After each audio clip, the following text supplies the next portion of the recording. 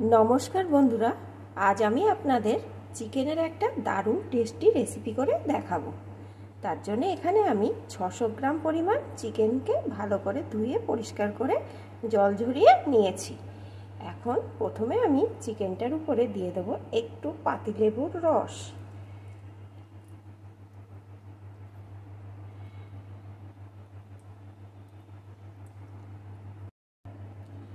এক চামচ আদা রসুন আর কাঁচা লঙ্কার পেস্ট,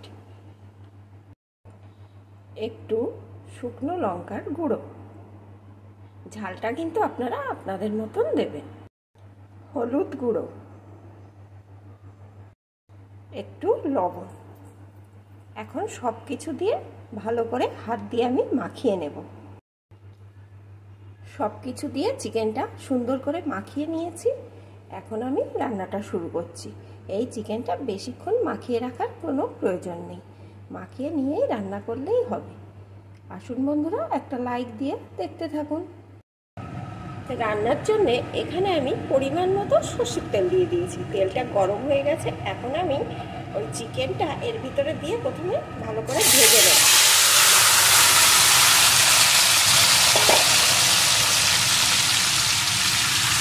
এইভাবে উল্টে পাল্টে চিকেনটা প্রথমে ভালো করে একটু ভেজে নেব।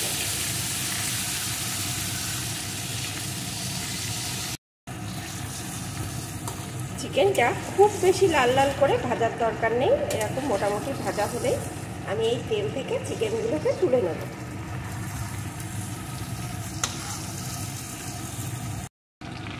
চিকেনগুলো তুলে নিয়েছি বন্ধুরা। চিকেনটা ভেজেছি বলে তেলটার উপরে ফেনা ফেনা হয়েছে, এতে কোনো অসুবিধা নেই। এখন এই তেলের ভিতরে দিয়ে দেবো দুটো মাঝারি সাইজের পেঁয়াজ কুচি,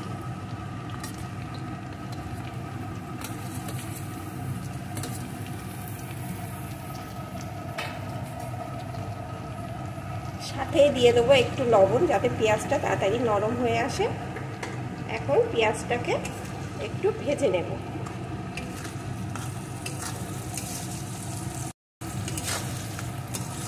পেঁয়াজটাকে একটু ভেজে নিয়েছি। এখন এর ভিতরে দিয়ে দেবো আমি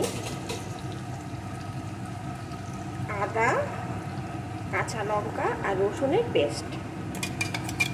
এখানে আমি 1.5 চামচ মতো দিয়ে দিলাম। এখন আবারও ভালো করে নাড়তে থাকবো যতক্ষণ না এর কাঁচা গন্ধটা দূর হয়ে যায়।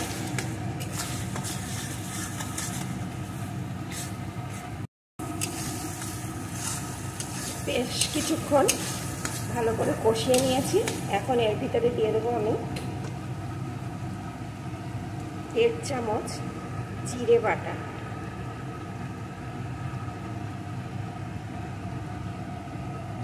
সাথে দিয়ে দেবো একটা টমেটো কুচি।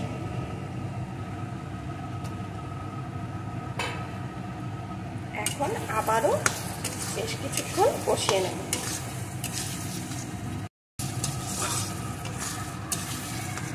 বেশ কিছুক্ষণ নাড়িয়ে নিয়েছি। এখন এর ভিতরে দিয়ে দেবো আমি চা চামচের 2 চামচ পরিমাণ ফেটানো টক দই।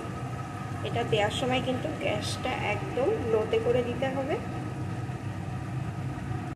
সাথে দিয়ে দেবো একটু লাল লঙ্কার গুঁড়ো, ঝালটা কিন্তু বুঝে দেবেন। সামান্য একটু চিনি, এতে স্বাদের ব্যালেন্সটা থাকবে। পরিমাণ মতো হলুদ গুঁড়ো, একটু লবণ। লবণটাও কিন্তু বুঝে দিতে হবে। পেঁয়াজ ভাজার সময় লবণ দেওয়া আছে, চিকেনেও লবণ দেওয়া আছে, সেই বুঝে দিতে হবে। এখন মশলাটা আরও বেশ কিছুক্ষণ কষিয়ে নেব।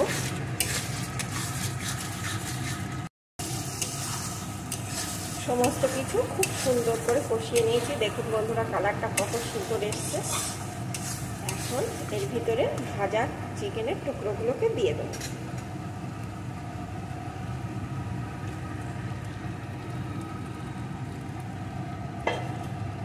এখন এই মশলার সাথে চিকেনের টুকরোগুলোকেও সুন্দর করে কষিয়ে নেব।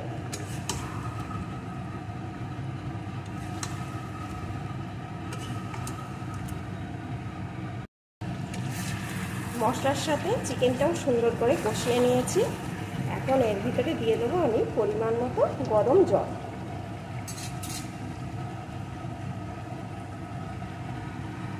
বেশি জল দেওয়ার দরকার নেই, কারণ চিকেনটা ভাজার সময় মোটামুটি সিদ্ধই হয়েছিল। আর এখন যেটুকু জল দেবেন তাতেই ভালোভাবে সিদ্ধ হয়ে যাবে। যে যেরকম গ্রেভি রাখবে তেমন পরিমাণ বুঝে জলটা দিয়ে দেবেন। এখন একটু নাড়িয়ে নিয়ে আরও 10 মিনিট ভালো করে ফুটিয়ে নেব। চিকেনটা বেশ কিছুক্ষণ ভালো করে ফুটিয়ে নিয়েছি। এখন চিকেনটা আমার মোটামুটি রেডি। আমি এই পরিমাণ গ্রেভি রাখবো, আপনারা যদি আরও কম রাখেন তাহলে আরেকটু ফুটিয়ে নেবেন। এখন আমি এর উপর দিয়ে দেবো গরম মশলার গুঁড়ো। এখানে আমার চিকেনটা রেডি। বন্ধুরা, অনেকে চিকেনের একটা গন্ধের জন্যে খেতে চান না। যদি এইভাবে রান্না করেন তাহলে দেখবেন কোনো রকম গন্ধ লাগবে না। আর যারা চিকেন খেতে ভালোবাসেন না তারাও বারবার খেতে চাইবে। এখন আমি চিকেনটা অন্য পাত্রে নামিয়ে নেব।